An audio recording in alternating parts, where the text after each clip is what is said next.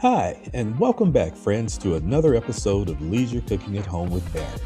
Today, I want to spotlight my B's Signature Seasonings and barbecue rubs, as well as highlight my recent attendance at the Castle High School Auto Club's 7th annual car show and fundraiser. I was honored to support the club and Castle High School, where I actually served as one of the school administrators for several years. That morning, my coffee and I got an early start setting up my pop-up store, getting everything just right for all the attendees at the car show. It's always a labor of love setting up my pop-up store, but it's also an opportunity to meet the other vendors and business owners as we try to support one another during these opportunities. When all was said and done, I was all fired up and ready to go for the day. And although I adjusted the configuration slightly over the course of the day, it still made for a great day.